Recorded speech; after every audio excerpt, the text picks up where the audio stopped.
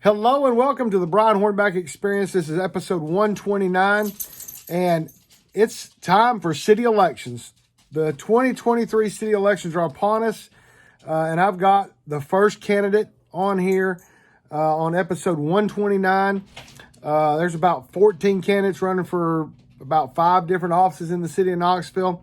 Tonight, we're going to talk about the municipal city judge race, and I have none other than Knoxville lawyer Andrew Beamer on the line. Andrew, how you doing? I'm doing good. Thank you, Brian. Oh, yeah. For having me on. Absolutely. So just to get people kind of acquainted with you, you were from Southwest Virginia. You got a religious studies degree, and then you went on to get a law degree. And I guess you got your law degree down in Florida, right? Yeah, Barry University. And just to clarify, that's Southwestern Virginia, not West Right. Virginia. Oh, yeah, Southwest Virginia, right. And so what brought you to Knoxville, other than the fact that you have an uncle that's kind of infamous in the legal community, which we'll talk about in a little bit. But what brought you to Knoxville from Florida? Really, I guess it was my uncle, but my family's had pretty deep roots here. You know, my father was the first boy born at Baptist Hospital. Oh, wow.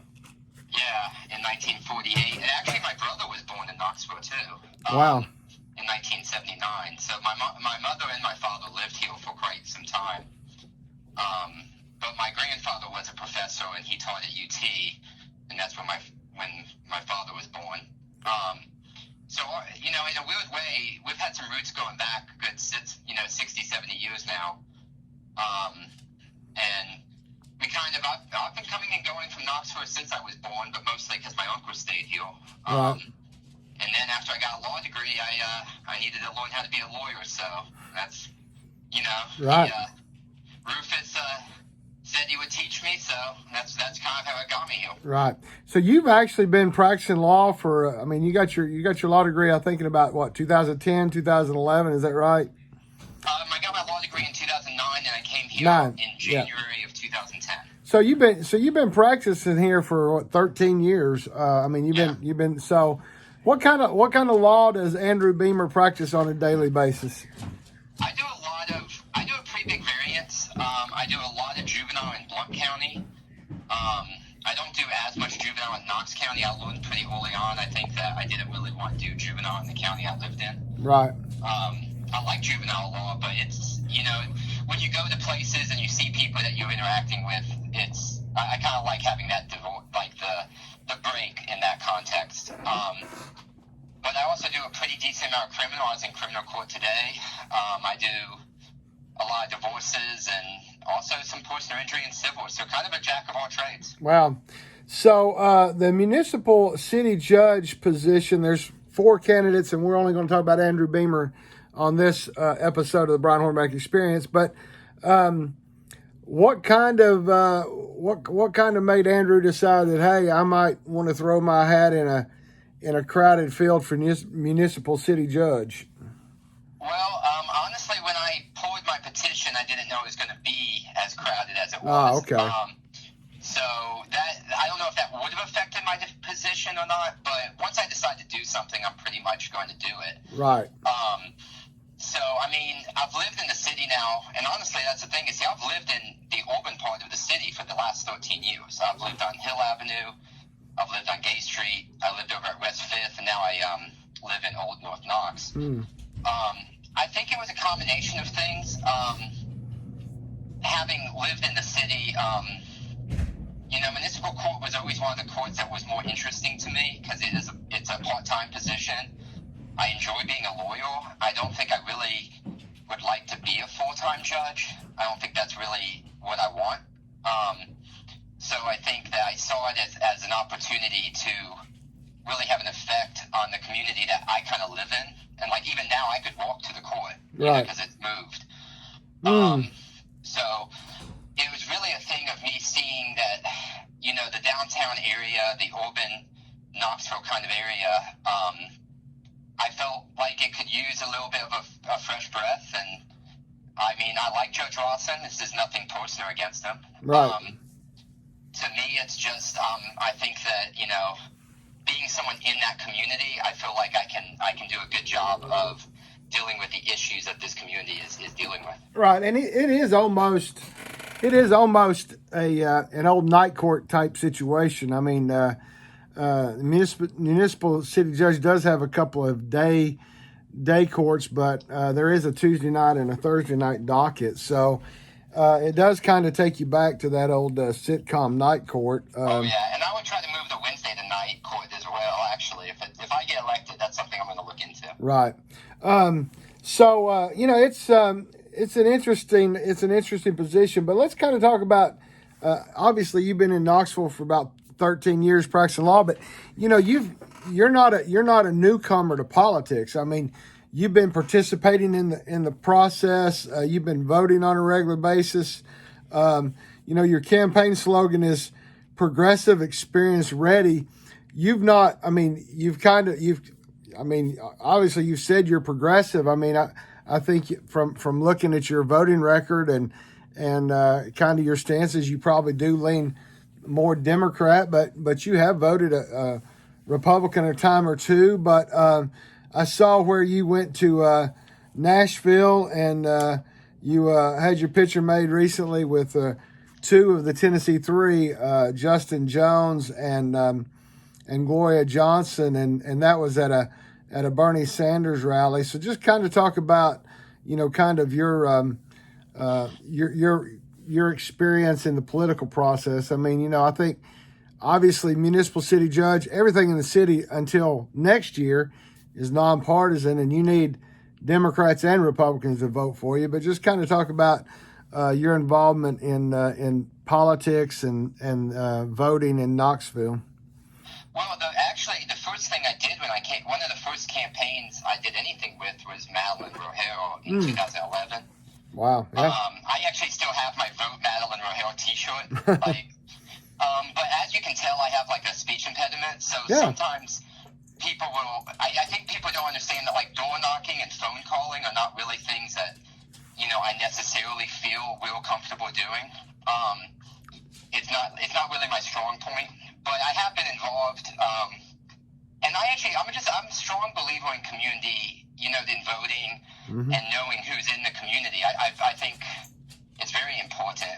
And you mentioned, yes, my voting record shows I voted in both Republican and Democrat primaries. I have a lot of friends. I mean, I have a lot of friends on both sides of the aisle. Right. I know many elected officials, and you know, I don't really try to be overly. I don't want to judge anyone based on their politics. Right. That's never my goal. And in fact, I have a pretty broad swath of support. I'm very happy that I have some people who are diehard Democrats who are supporting me, and I have some people who are diehard Republicans that are supporting me. Well, and you know that the kickoff event that you had, I guess last week, that I was fortunate enough to attend. I mean, there was several prominent Democrats there. There were several very active Republicans there, and Sam Lewis, the kind of the star of your kickoff. He and I had an opportunity to talk. I think you've known him since high school. Nashville singer-songwriter. You know, he and I talked about the fact that, you know, at some point we got to get beyond the whole partisanship. We got to get beyond one side screaming at the other side, and at some point we all have to just sit down and solve things. And you know, the good thing about city judge is, for the most part, what you're dealing with is whether somebody actually ran a red light, whether somebody actually broke a traffic law, whether somebody was actually publicly intoxicated or not. And fortunately for the judge, a lot of times, you know, you have dash cam videos and you have red light cameras that kind of help you with that. So really, it's just kind of helping people that have had some infraction and letting them work their time off and get it off their record, right? I mean, is that pretty much the city judge job? I would say I think it's a little simplistic to it, but I think that's correct in and of itself. But you mentioned me going to Nashville. One of the things I would say is I'm always very concerned with the the poverty and the poor section of our society, and so I think that this is a court that allows you to maybe make a big difference in that community. And so that is something, like when you said progressive, like I think that is something that probably I'm a little bit more left than maybe the general population. I don't know. I hope not, but probably am. I mean, to me, that's the thing about this court is this is a court that interacts with a lot of my clients. And it's not always a good interaction. It's not a bad interaction from them and the judge. Like, that's not necessarily it, but it's the whole structure of it. Right. And, I've actually had clients who could not get their kids back because they had a suspended sentence. Oh, wow. Suspended license, I mean. Wow. And that's very upsetting to me. And so, like, as judge, that's something that, like, that's, like, the one thing, like, that I really want to get out, though, is I really want to try to fix this suspended license problem we have with court fees. Right. And I think that that's something, if I'm not elected, I don't care. Like, that's something we need to fix in this city. So there's a lot of people that have suspended license because they can't pay their fees and their court costs? Yeah, and see, the problem is the court was set up. There's systems in place to try to help that, but the systems can be confusing. They can be the interaction with the systems I don't think is always the way it needs to be. And that's one of the things, if I do get the job, like I'm planning on having like a special kind of 1 day a month court where we just deal with those people who have systemic problems with paying off these fees. Well, and of course, a lot of times, I mean, I think you've hit a nail on the head that I really hadn't thought about, and the fact that, the working poor or the people that are having difficulty getting to work, so they're maybe walking or they're having transportation issues or they're homeless. I mean, they're going to encounter the police a lot more than you or I when we're driving from home to work to court to, so those are the folks that are going to have more interactions with the police and are going to end up being cited with tickets and whatnot. Absolutely, especially with cars. Like, think about it, and this is just reality. For me or you, if we get a fee or a fine or a fee of $150, I'm not saying you want to pay it, but we're not necessarily not going to eat today if we pay it. Right. But if you think about from a vehicle standpoint, like the person who might not have enough money to fix their lights, these are the type of things you're dealing with. And one of the problems I see from living downtown, and this is a problem, this is something I've dealt with, is on the Portsmouth thing is, a lot of people are driving without insurance, and a lot of my clients are driving without insurance. Right. And I'll say to them, why are you driving without insurance? And I have a suspended license, so I can't get insurance. And that, to me, is like one of those things that where the court and the community can do better, right? Like, that's something we can do better on, because I think that affects everybody. I don't want to be thinking if someone hits me, do they have insurance? More so than the license. I mean, I'm not trying to say suspended. I'm not trying to say driving without a license is bad, but But I mean, if you take it back to yourself, you're more concerned with making sure you're going to be financially taken care of from the accident. Right. Well, and there's probably the times that we hear about somebody who's involved in a wreck and it's a hit and run.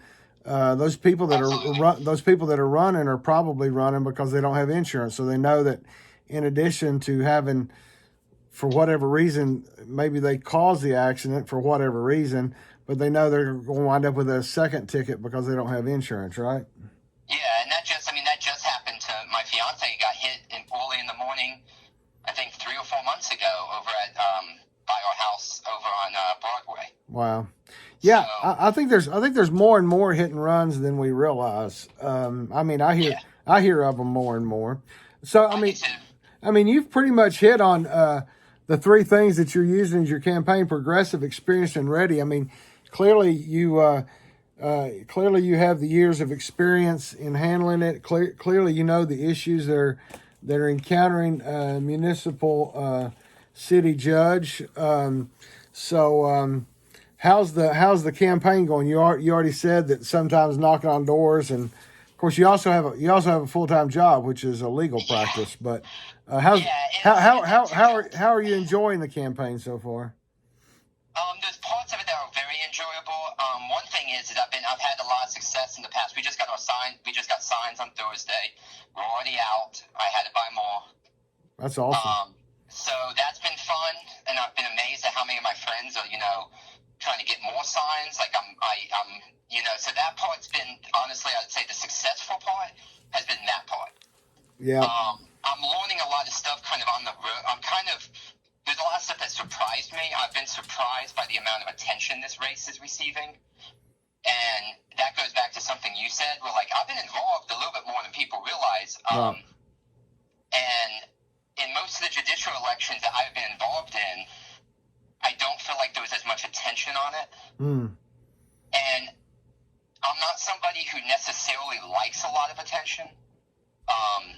And I know that sounds funny because I'm running for office, but, I'm kind of running for a job, and so I don't really want to be a politician, but it's just what I have to do to try to get a job I think I'd be good at. Right.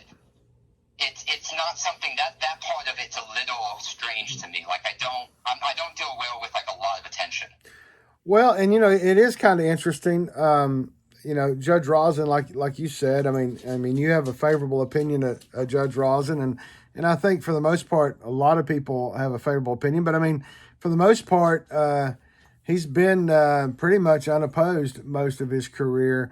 So I think a lot of people were kind of surprised when one person, Andrew Beamer, picked up a petition, and then a second person, and a third person. So I think everybody's like, wow. And I'm not sure that even when you and Judge Rosin picked up petitions, I'm not sure that I'm not sure that Judge Rosin had made it clear that he was going to run at that point. So, it was interesting that we go from a municipal city judge position, which is a part-time job, and it getting as much attention and as many candidates as it did.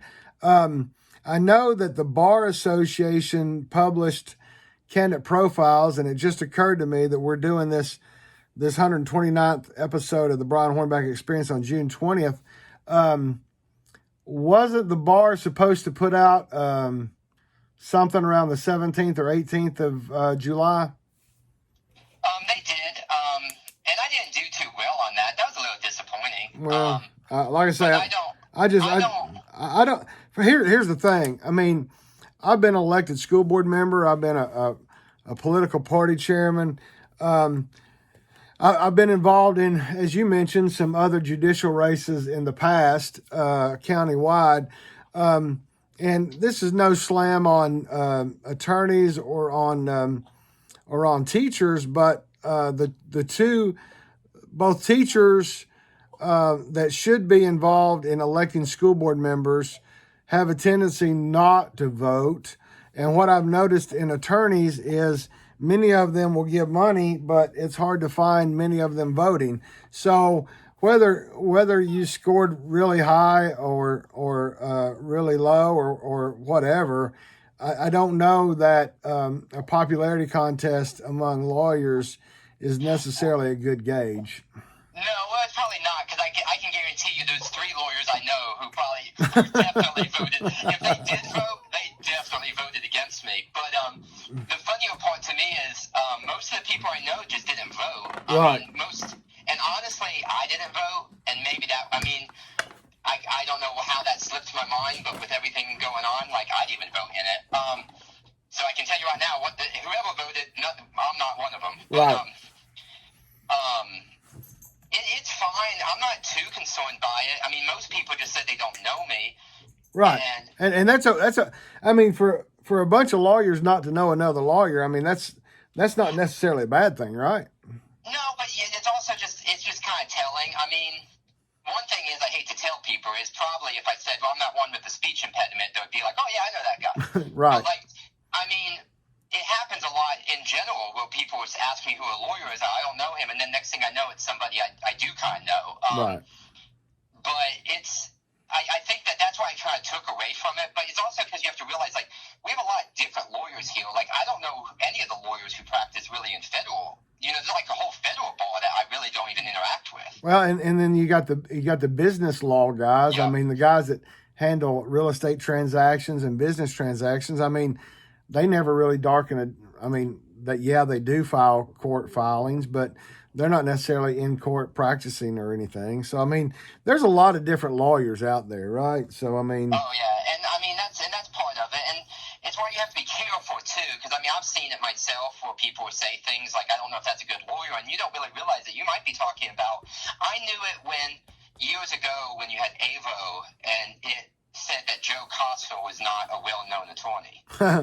And Wow. Joe Costner, as anyone who knows Blount County would know, that he is quite a well-known attorney. Right. Like, so you have to be careful Right. about overdoing that. And that's for the general public in general. I mean, that's Right. just something the public in general needs to know about attorneys.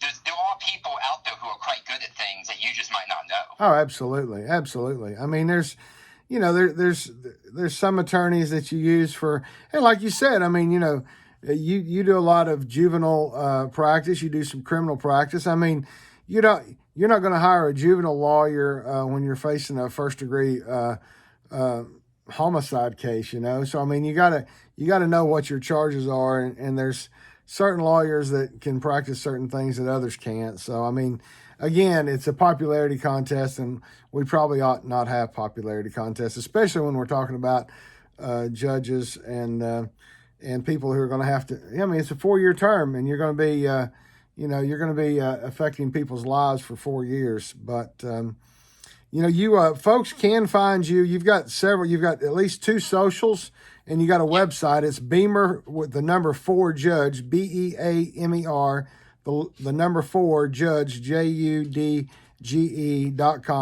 On Instagram, it's the same thing, Beamer 4 Judge. And then on Facebook, it's Andrew Beamer 4 City Judge.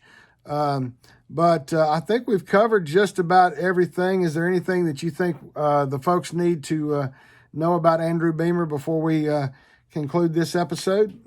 I think just, if they honor me with electing me, that I'll work as hard as I possibly can.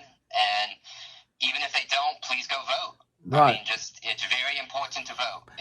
I cannot overestimate that. Well, that's the main thing that I had no idea in 2004 when I started my blog, and I had no idea 3 or 4 years ago when I started doing these podcasts.